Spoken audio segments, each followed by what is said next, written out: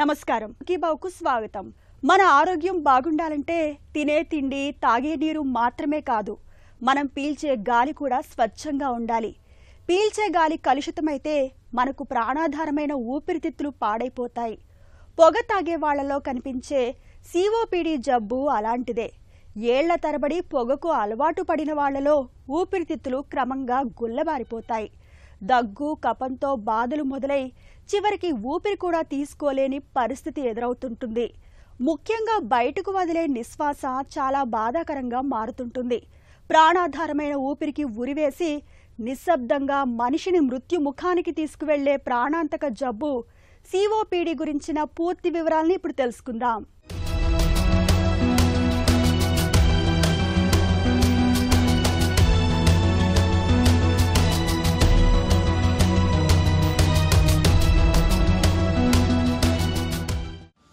మనం తాగే నీరు, తినే ఆహారం, చివరికి పీల్చే గాలి కూడా కలుషితమవుతోన్న తరుణమిది. నీరు, ఆహారం వల్ల వచ్చే వ్యాధుల కన్నా వాతావరణ కాలుష్యంతో ప్రాణాంతక వ్యాధులు అధికంగా వస్తాయని నేడు నిపుణులు హెచ్చరిస్తున్నారు. వాయు కాలుష్యం వల్ల వచ్చే భయంకరమైన వ్యాధుల్లో క్రానిక్ అబ్స్ట్రాక్టివ్ పల్మనరీ డిసీజ్ ఒకటి. వాడుకలో దీన్నే సిఓపిడిగా పిలుస్తారు. మన దగ్గర క్యాన్సర్లు, గుండెపోటు తర్వాత సిఓపిడి తాలూకు మరణాలే ఎక్కువగా ఉంటున్నాయని గణాంకాలు చెబుతున్నాయి. మన దేశంలో సుమారు 12% మంది ఈ వ్యాధిగ్రస్తులు ఉన్నట్లు సర్వేలు చెబుతున్నాయి. పొగ తాగే అలవాటు ఉన్నవారిలోనూ, ఆ సిగరెట్ పొగను పీల్చేవారిలోనూ సిఓపిడి జబ్బు ఎక్కువగా కనిపించే అవకాశం ఉంది. సిఓపిడి బారిన పడ్డాక ఈ జబ్బు లక్షణాలను తొందరగా గుర్తించకపోవడంతో చాలా మందిలో సిఓపిడి ముదిరిపోయి చివరికి ప్రాణాంతకంగా పరిణమిస్తోంది. సిఓపిడి అంటే క్రానిక్ అబ్స్ట్రక్టివ్ పల్మనరీ డిసీజ్. అంటే ఊపిరితిత్తుల్లో నిరంతరము అవరోధం కలిగించేటటువంటి వ్యాధి.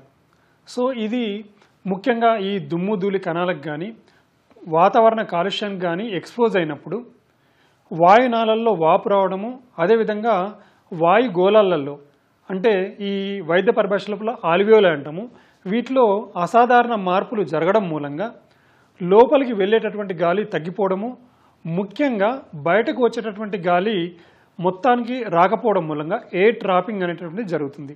సో దీని మూలంగా ఏమవుతుందంటే ఛాతి పట్టేసినట్లు బిగుతుగా ఉండడము, ఆయాసం రావడము, దగ్గుతో పాటు శ్లేష్మం ఎక్కువగా రావడము. సో ఇలాంటి లక్షణాలు ఉన్నప్పుడు దీన్ని క్రానిక్ అబ్స్ట్రక్టివ్ పల్మనరీ డిసీజ్ లేదా సిఓపిడి అని అంటారు. సిఓపిడి అనేటటువంటిది క్రానిక్ అబ్స్ట్రక్టివ్ పల్మనరీ డిసీజ్. ముఖ్యంగా ఎవరైతే బీడీలు కానీ చుట్టాలు కానీ తాగుతుంటారో, సిగరెట్లు కానీ తాగుతుంటారో వాళ్ళ లోపల దాదాపుగా 80-90% సిఓపిడి పేషెంట్లలో ముఖ్య కారణం ఏంటంటే ఈ స్మోకింగ్ చేయడము. ఇది ముఖ్యంగా ఈ బీడీలు కావచ్చు, సిగరెట్లు కావచ్చు. అదేవిధంగా ఎవరైతే ఈ బీడీ కానీ సిగరెట్లు కానీ తాగేటటువంటి వారి పక్క నుండి పీల్చినటువంటి వ్యక్తుల లోపల సెకండ్ హ్యాండ్ స్మోకర్స్ అంటాం లేదా ప్యాసివ్ స్మోకర్స్ అంటాము. వీరిలో కూడా దీర్ఘకాలికంగా ఎవరైతే సిగరెట్ కానీ బీడీ కానీ తాగుతున్నారో వారి పక్కన ఉండి వీటిని పీల్చినప్పుడు వీరికి కూడా సిఓపిడి వచ్చేటటువంటి అవకాశం ఉంటుంది.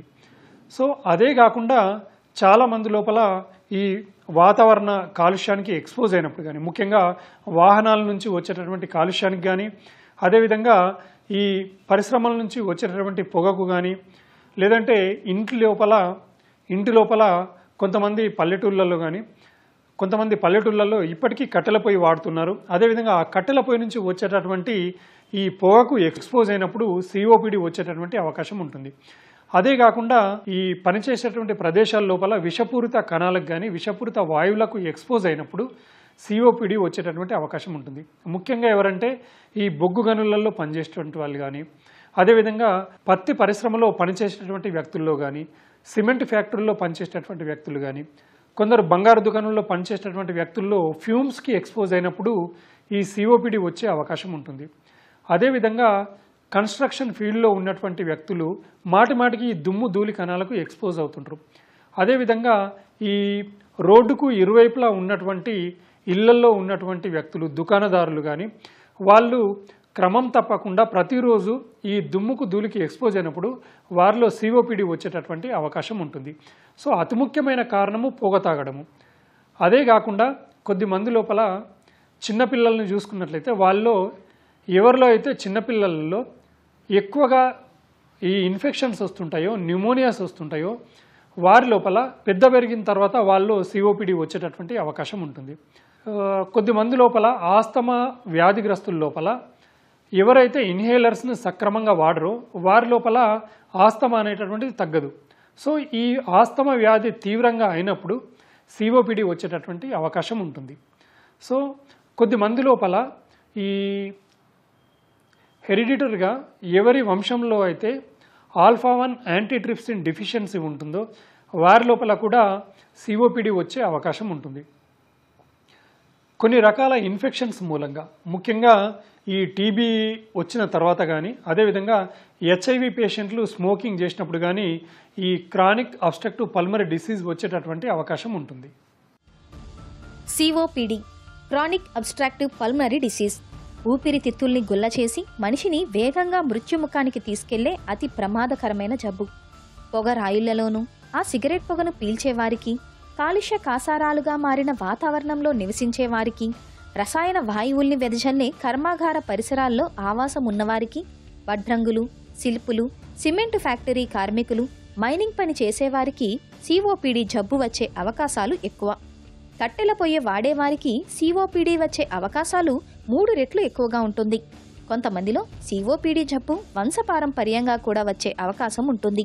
సిఓపిడి జబ్బు ముదురుతున్న కొద్దీ విపరీతంగా దగ్గొస్తుంటుంది. ఒక్కోసారి దగ్గులో కఫం కూడా పడుతుంటుంది. తేలికగా ఊపిరి తీసుకోలేరు. ఊపిరిని వదలడానికి బాగా ఇబ్బంది పడుతుంటారు. కొంతకాలం అంతా బాగానే ఉన్నట్టు ఉంటుంది. కొద్ది రోజులకు మళ్లీ సమస్యలు మొదలవుతుంటాయి. కాలం గడుస్తున్న కొద్దీ సిఓపిడి జబ్బు చాప కింద నీరులాగా కొనసాగుతూ చివరికి ప్రాణాధారమైన శ్వాస వ్యవస్థను నిర్వీర్యం చేసేస్తుంది. సిఓపిడి లోపల ముఖ్యంగా ఏం జరుగుతుందంటే, ఎప్పుడైతే ఈ విషపూరిత కణాలకు కానీ, విషపూరిత వాయువులకు కానీ, ముఖ్యంగా ఈ పొగకు ఎక్స్పోజ్ అయినప్పుడు 3 రకాల మార్పులు జరుగుతూ ఉంటాయి ఊపిరితిత్తులలో. ముఖ్యంగా వాయునాళంలో, అదేవిధంగా వాయుగోళం లేదా ఆల్వియోలై లోపల, రక్తనాళాల లోపల అసాధారణ మార్పులు అనేటువంటివి జరుగుతూ ఉంటాయి. సో పొగ తాగినప్పుడు ఆక్సిడేటివ్ స్ట్రెస్ మూలంగా వాయునాళంలో వాపు రావడం జరుగుతుంది. సో ఈ వాయునాళంలో వాపు వచ్చినప్పుడు వాయునాళం కుంచించిపోవడం జరుగుతుంది. సో దాని మూలంగా బయటకు వెళ్లాల్సినటువంటి గాలి వెళ్ళకపోవడం మూలంగా ఈ ఆల్వియోలై లోపలనే ఎయిర్ ట్రాపింగ్ అనేటువంటిది జరుగుతుంది. సో దాని మూలంగా ఆక్సిజన్ లోపలికి వెళ్ళకపోవడము, కార్బన్ డైఆక్సైడ్ బయటకు రావకపోవడం అనేటువంటిది జరుగుతుంది. అదేవిధంగా ఈ వాయుగోళాలలో అసాధారణ మార్పులు ఈ ప్రోటియేజ్ వల్ల ఈ ఆల్వియోలై యొక్క కనెక్టివ్ టిష్యూ విచ్ఛిన్నం కావడం జరుగుతుంది. సో దాని మూలంగా ఆక్సిజన్ అనేటువంటిది రక్తనాళాల్లో చేరకపోవడం జరుగుతుంది. దాని మూలంగా రక్తనాళాల్లో ఆక్సిజన్ తగ్గిపోతుంది. సో అదేవిధంగా ఈ రక్తనాళాలు కూడా కుంచించిపోవడం జరుగుతుంది. రక్తనాళాలు కుంచించుకుపోయినప్పుడు పల్మనరీ హైపోటెన్షన్కు దారితీస్తుంది. ఈ విధంగా వాయునాళాలలో, వాయుగోళాలలో, అదేవిధంగా రక్తనాళాలని సిఓపిడి అనేటువంటి దెబ్బతీయడం జరుగుతుంది. సిఓపిడి లోపల ఎర్లీ స్టేజ్లో లక్షణాలు అనేటువంటివి కనిపించవు. ఈ వ్యాధి ముదిరే కొద్దీ, వ్యాధి తీవ్రత ఎక్కువైతున్న కొద్దీ నడిచినప్పుడు కానీ, మెట్లెక్కినప్పుడు కానీ, అదేవిధంగా కొద్దిమంది లోపల కొద్ది దూరం వాకింగ్ చేసిన తర్వాత ఆయాసం రావడము లేదా దమ్ము రావడం అనేటటువంటిది జరుగుతుంది. సో వ్యాధి తీవ్రత ఇంకా ముదిరే కొద్దీ ట్రీట్మెంట్ అంటే చికిత్స వాడనప్పుడు అది కాస్త రెస్టింగ్ కండిషన్లో కూడా దమ్ము వచ్చేటటువంటి అవకాశం ఉంటుంది. అంటే ముఖ్యంగా కూర్చున్నప్పుడు కానీ, పడుకున్నప్పుడు కానీ ఈ ఆయాసం వచ్చేటటువంటి అవకాశం ఉంటుంది. ఇదే కాకుండా దగ్గు ఉంటుంది. దగ్గుతో పాటు ఎక్కువ శ్లేష్మము లేదా ఎక్కువగా తెమడ వచ్చేటటువంటి అవకాశం ఉంటుంది. కొన్నిసార్లు ఈ తెమడ అనేటువంటిది ఇన్ఫెక్షన్ రావడం మూలంగా పసుపు రంగులోకి మారడం అనేటువంటిది జరుగుతుంది. సో అదే కాకుండా ఛాతి పట్టేసినట్లు బరువుగా ఉండడము, పిల్లికూతలు రావడము చూస్తుంటాము. సో ఇవే కాకుండా ముఖ్యంగా బరువు తగ్గిపోవడము, ఆకలి లేకపోవడము, తీవ్రమైనటువంటి అలసట సిఓపిడి లోపల ఉన్నటువంటి లక్షణాలు. సిఓపిడి అనేటువంటిది ఎవరైతే ముందుగా గుర్తించి, అదేవిధంగా ఎవరైతే డాక్టర్ గారిని సంప్రదించి ముందుగా ప్రారంభించినట్లయితే ఎలాంటి ప్రమాదం ఉండదు. ఎవరైతే ఈ లక్షణాలను నిర్లక్ష్యం చేస్తారో వారి లోపల ఏమవుతుందంటే వ్యాధి తీవ్రతరంగా ముదిరిపోయి ఈ వాయునాళాలు కుంచించిపోవడం జరుగుతుంది. దాని మూలంగా రక్తం లోపల ఆక్సిజన్ తగ్గిపోవడం జరుగుతుంది. ఎప్పుడైతే రక్తం లోపల ఆక్సిజన్ తగ్గుతుందో అప్పుడు ఊపిరితిత్తుల్లోని రక్తనాళాలు కుంచించిపోవడం జరుగుతుంది. దీని వైద్య పరిభాష లోపల వాసో కన్స్ట్రిక్షన్ అంటాము. సో దాని మూలంగా ఊపిరితిత్తుల్లో బీపీ పెరిగిపోవడం జరుగుతుంది. దీన్ని వైద్య పరిభాష లోపల పల్మనరీ హైపర్ టెన్షన్ అని అంటాము. సో దాని మూలంగా రైట్ హార్ట్ ఫెయిల్యూర్ అనేటువంటిది వస్తుంది. దీన్నే కార్పల్మనల్ అని కూడా అంటారు. సో దీని మూలంగా ప్రమాదము సంభవించదు. సిఓపిడి జబ్బు పురుషుల్లోనే కాదు, మహిళల్లోనూ కనిపిస్తుంటుంది. మహిళల్లో పొగ అలవాటు లేకపోయినా వంట చేస్తున్నప్పుడు, ముఖ్యంగా కట్టెల పొయ్యి మీద వండుతున్నప్పుడు ఆ పొగను పీల్చడం వల్ల స్త్రీలలో సిఓపిడి జబ్బు కనిపించే అవకాశం ఉంటుంది. అలాగే పట్టణ ప్రాంతాల్లో నిత్యం కాలుష్య కారకాలకు గురవుతున్న వారికి సైతం సిఓపిడి జబ్బు వచ్చే అవకాశాలు ఉంటాయని చెబుతారు డాక్టర్లు. ఊపిరికి ఉరివేసే సిఓపిడి జబ్బు గురించిన మరిన్ని వివరాలను ఇప్పుడు తెలుసుకుందాం.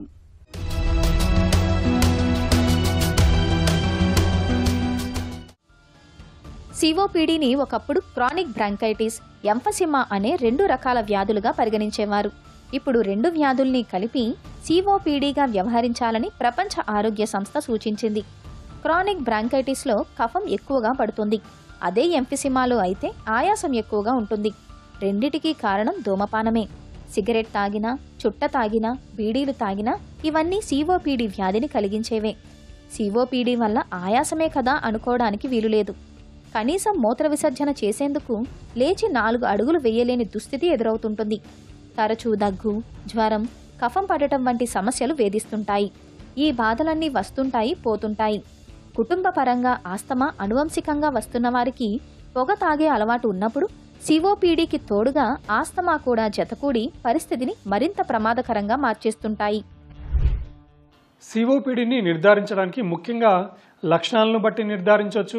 అదేవిధంగా రిస్క్ ఫ్యాక్టర్స్ను, ముఖ్యంగా ఈ స్మోకింగ్ చేసేవారు అయి ఉంటారు. అదేవిధంగా మాటిమాటికి ఈ విషపూరిత కణాలకు కానీ, ఈ పొల్యూషన్కి కానీ, అంటే వాతావరణ కాలుష్యానికి కానీ, పరిశ్రమల నుంచి వచ్చేటువంటి పొగలకు కానీ ఈ దీర్ఘకాలికంగా ఎక్స్పోజ్ అయ్యేవారు ఉంటారు.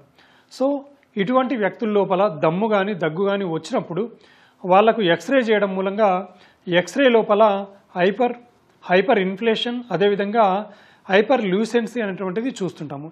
ఎక్స్రే లోపల ముఖ్యంగా ఇవి మిగతా వారితో పోలిస్తే నలుపు రంగులో కనబడడం జరుగుతుంది. సో వీటిని స్పష్టంగా చూడడానికి కొరకు ఛాతీ సిటీ స్కాన్ చేయడం అనేటువంటిది జరుగుతుంది. చెస్ట్ సిటీ స్కాన్ లోపల ఈ సబ్ప్లూరల్ బ్లెబ్స్ ఉంటాయి. అదేవిధంగా కొన్ని బుల్లాలు కనబడడం జరుగుతుంది. అంటే ఇవి నలుపు రంగు లోపల ఈ గుండ్రటి ఆకారం లోపల బుల్లాలు ఉంటాయి అన్నట్టు. వీటిని బట్టి మరియు ఎంఫైసిమేటస్ చేంజెస్ అనేవి ఉంటాయి. వీటి ద్వారా సిఓపిడిని గుర్తించవచ్చు. సిఓపిడిని నిర్ధారించడానికి అతి ముఖ్యమైనటువంటి పరీక్ష ఏంటంటే పల్మరీ ఫంక్షన్ టెస్ట్, అంటే ఊపిరితిత్తుల సామర్థ్య పరీక్ష. సో ఈ ఊపిరితిత్తుల సామర్థ్య పరీక్ష చేసినప్పుడు బ్రాంకోడైలేటర్ ఇచ్చిన తర్వాత వాయునాళాలు ఈ రివర్సబిలిటీ అనేటటువంటిది ఉండదు. అదే కాకుండా diffusion capacity of lungs for carbon monoxide అనేటటువంటి పరీక్ష చేయడం మూలంగా కూడా సిఓపిడిని నిర్ధారించవచ్చు. అదే కాకుండా సిఓపిడితో పాటు ఇంకా మిగతా వ్యాధులు ఉంటాయి కాబట్టి వాటిని కూడా తెలుసుకోవడానికి ఈసీజీ కానీ, 2D కానీ మిగతా రక్త పరీక్షలు చేయాల్సినటువంటి అవసరం ఉంటుంది. సిఓపిడి లోపల ఈ ట్రీట్మెంట్ను చూసుకున్నట్లయితే ముఖ్యంగా లక్షణాల యొక్క తీవ్రతను బట్టి ట్రీట్మెంట్ అనేటటువంటిది ఉంటుంది. ఇప్పుడు లక్షణాల తీవ్రత ఎక్కువగా లేనప్పుడు వాటిని స్టేబుల్ సిఓపిడి అంటాము. ఒకవేళ లక్షణాల యొక్క తీవ్రత ఎక్కువైపోయి హాస్పిటల్లో చేరాల్సినటువంటి పరిస్థితి ఏర్పడినప్పుడు దాన్ని అక్యూట్ ఎక్సాసర్బేషన్ అంటాము. ఈ విధంగా లక్షణాల తీవ్రతను బట్టి చికిత్స అనేటటువంటిది ఉంటుంది. సిఓపిడి జబ్బు ఎక్కువగా సిగరెట్లు తాగేవారిలోనూ, బీడీలు, చుట్టలు తాగేవారిలోనూ కనిపిస్తుంది. స్త్రీలతో పోలిస్తే పురుషుల్లో ఎక్కువగా కనిపిస్తుంది. శ్వాస తీసుకోవడానికి, వదలడానికి తరచూ ఇబ్బందిగా ఉంటున్నప్పుడు, దగ్గు ఎంతకీ తగ్గనప్పుడు వెంటనే డాక్టర్ను సంప్రదించి తగిన పరీక్షలు చేయించుకోవాలి. పల్మనరీ ఫంక్షన్ టెస్ట్ చేయడం ద్వారా ఊపిరితిత్తుల్లో సమస్యలను, ముఖ్యంగా సిఓపిడి తాలూకు ఆనవాళ్లను చాలా వరకు తెలుసుకోవచ్చు. ఇప్పటి వరకు ధూమపానం చేసినవారు, చేస్తున్నవారు కూడా ఒకసారి పిఎఫ్టి పరీక్ష చేయించుకోవడం ద్వారా ఊపిరితిత్తులు ఆరోగ్యంగా ఉన్నది లేనిది తెలుసుకోవచ్చు. అలాగే కళ్ళె పరీక్ష, ఎక్స్రే, స్పైరోమీటర్లు కూడా సిఓపిడి నిర్ధారణకు తోడ్పడతాయి. సిటీ స్కాన్ చేయడం ద్వారా పొగ అలవాటు మూలంగా ఊపిరితిత్తుల్లో పాడైపోయిన చిన్న చిన్న వాయుకోశాలను కూడా గుర్తించే వీలుంటుంది. స్టేబుల్ సిఓపిడి చూసుకున్నట్లయితే ఇక్కడ సిఓపిడి లోపల వాయునాళాలు కుంచించిపోవడం జరుగుతుంది. సో దాని మూలంగా ఈ కుంచించిపోయినటువంటి వాయునాళాలను వెడల్పు చేయడానికి బ్రాంకో డైలేటర్స్ ఇస్తుంటాము. వీటిని పొడి రూపంలో కానీ ఇన్హేలర్స్ రూపంలో కానీ ఇవ్వాల్సి ఉంటుంది. అదేవిధంగా కొన్నిసార్లు టాబ్లెట్ల రూపంలో స్టీరాయిడ్స్ని ఇవ్వాల్సినటువంటి అవసరం ఉంటుంది. స్టేబుల్ సిఓపిడిని ఇంటి దగ్గరనే ఉండి ట్రీట్మెంట్ అనేటువంటిది తీసుకోవచ్చు. కానీ ఎప్పుడైతే ఈ వ్యాధి లక్షణాలు ఉన్నట్టుండి ఒక్కసారిగా ఎక్కువైపోయినప్పుడు, ముఖ్యంగా దగ్గు ఎక్కువైపోయినప్పుడు, దగ్గుతో పాటు తెమడ ఎక్కువగా వచ్చినప్పుడు, దమ్ము ఎక్కువైపోయినప్పుడు హాస్పిటల్లో చేరాల్సినటువంటి అవసరం ఉంటుంది. దీన్ని అక్యూట్ ఎక్సాసర్బేషన్ అంటాము. ఇలాంటి సమయం లోపల ముఖ్యంగా 50% మంది లోపల ఇది ఇన్ఫెక్షన్ వల్ల ఇలా అక్యూట్ ఎక్సాసర్బేషన్ రావడం జరుగుతుంది.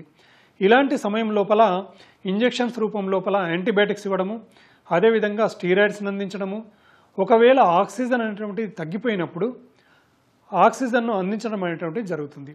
అదేవిధంగా నెబులైజేషన్ రూపంలో బ్రాంకోడైలేటర్స్ ఇవ్వడము, ఐవి ఫ్లూయిడ్స్ ఇవ్వడం అనేటువంటిది జరుగుతుంది. ఇలాంటి ట్రీట్మెంట్ ఇచ్చినా కానీ ఒకవేళ పేషెంట్ ఇంప్రూవ్మెంట్ లేనట్లయితే వారి లోపల నాన్ ఇన్వాసివ్ వెంటిలేషన్ అనేటువంటిది ఎన్ఐవి బైపాప్ కానీ సిపాప్ ద్వారా కూడా ట్రీట్మెంట్ అందించడం అనేటువంటిది జరుగుతుంది. సో అదే కాకుండా ఒకవేళ వీటన్నిటికి కూడా పేషెంట్ రెస్పాండ్ కానప్పుడు చివరిగా వెంటిలేటర్ పెట్టాల్సినటువంటి అవసరం ఏర్పడుతుంది. సో కొద్దిమంది లోపల ఈ సిఓపిడిని తగ్గించుకోవడానికి, లక్షణాలు తగ్గించుకోవడానికి, అదేవిధంగా ఈ క్వాలిటీ ఆఫ్ లైఫ్ని ఇంప్రూవ్ చేసుకోవడానికి సర్జరీస్ కూడా అవైలబుల్లో ఉన్నాయి. అవేంటంటే ముఖ్యంగా లంగ్ వాల్యూమ్ రిడక్షన్ సర్జరీ, అదేవిధంగా బుల్లెక్టమీ, ఇంకా ఒకవేళ ఊపిరితిత్తులు ఎండ్ స్టేజ్లో ఉన్నప్పుడు, అంటే ఎలాంటి చికిత్సకు ఇంప్రూవ్మెంట్ కానప్పుడు దీన్ని ఎండ్ స్టేజ్ లంగ్ డిసీజ్ అంటాం. ఇలాంటి కండిషన్ లోపల లంగ్ ట్రాన్స్ప్లాంటేషన్ కూడా అవైలబుల్ ఉంది. సిఓపిడి జబ్బును నివారించుకోవడానికి పొగను వెదజల్లే కాలుష్య కారకాలకు దూరంగా ఉండడం ఒకటే పరిష్కారం. విపరీతంగా దగ్గు వస్తూ విడవకుండా వేధిస్తున్నప్పుడు ఆలస్యం చేయకుండా వెంటనే తగిన పరీక్షలు చేయించుకోవాలి. సిఓపిడి జబ్బు నిర్ధారించే పరీక్షలు, చికిత్సా మార్గాల గురించి ఇప్పుడు తెలుసుకుందాం.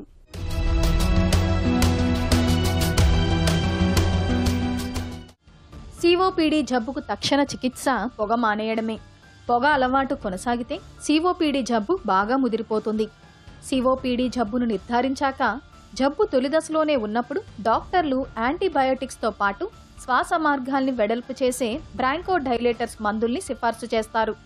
బ్రాంకోడైలేటర్స్ అనేవి వాయునాళాలు బిగుసుకుపోకుండా చూస్తాయి. దీంతో శ్వాస తీసుకోవడం తేలికవుతుంది. సిఓపిడి జబ్బు బాగా ముదిరిపోయి శ్వాస తీసుకోవడం మరీ కష్టంగా ఉన్నప్పుడు లంగ్ రిడక్షన్ అనే సర్జరీ చేయాల్సి ఉంటుంది. సర్జరీలో భాగంగా ఊపిరితిత్తుల్లో పాడైపోయిన బుల్లాలను కత్తిరించి తీసేస్తారు.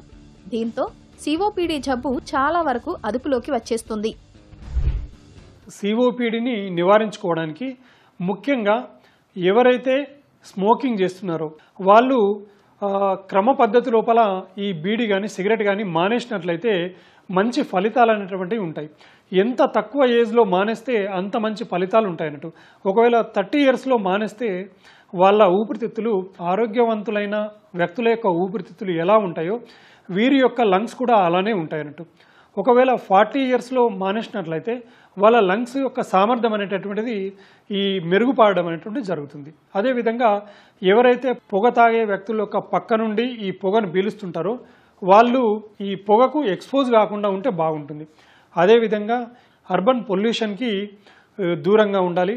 అదేవిధంగా ఈ విషపూరిత కణాలకు కానీ విషపూరిత వాయువులకు కానీ ఎక్స్పోజ్ కాకుండా ఉంటే బాగుంటుంది. ఒకవేళ తప్పనిసరి పరిస్థితులలో ఎక్స్పోజ్ కావాల్సినటువంటి అవసరం ఉన్నప్పుడు ఖచ్చితంగా మాస్కులను ధరించాలి. అదేవిధంగా ఒకవేళ మాస్కులు లేకుంటే కర్చీఫ్ను కానీ అడ్డు పెట్టుకోవాలి. అదేవిధంగా ఎవరైతే ఈ పని చేసేటటువంటి ప్రదేశాల లోపల ఈ దుమ్ముకు కానీ ధూళికి కానీ ఎక్స్పోజ్ అవుతున్నారో వాళ్ళు అక్కడ పనిచేసే ప్రదేశాల లోపల రసాయనాలకు ఎక్స్పోజ్ అవుతున్నారో వాళ్ళు అందించినటువంటి ఈ రూల్స్ అండ్ రెగ్యులేషన్స్ను పాటించడము, మాస్కులను ధరించడము, అదేవిధంగా కర్చీఫ్ని అడ్డు పెట్టుకోవడం అనేటువంటి చేయాలి. ఇన్ఫ్లుయెంజా నుంచి రక్షించుకోవడానికి కొరకు ప్రతి సంవత్సరము ఫ్లూ వ్యాక్సిన్ అనేటువంటిది తీసుకోవాలి. అదేవిధంగా ప్రతి 5 సంవత్సరాలకు ఒకసారి న్యూమోకోకల్ వ్యాక్సిన్ అనేటువంటిది తీసుకున్నట్లయితే ఇన్ఫెక్షన్స్ బారిన పడకుండా ఉంటుంది. సో అదేవిధంగా ఈ వ్యాధి నిరోధక శక్తిని పెంపొందించుకోవడానికి క్రమం తప్పకుండా వ్యాయామం చేయాలి.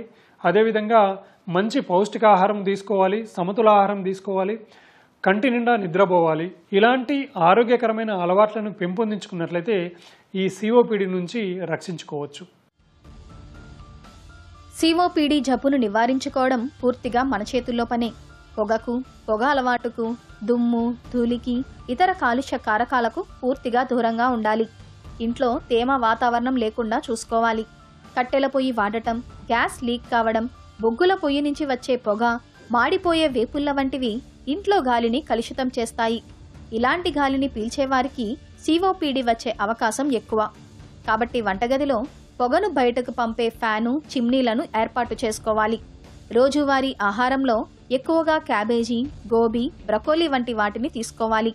ఇవి పొగ మూలంగా ఊపిరితిత్తులు దెబ్బతినడాన్ని అడ్డుకుంటాయి.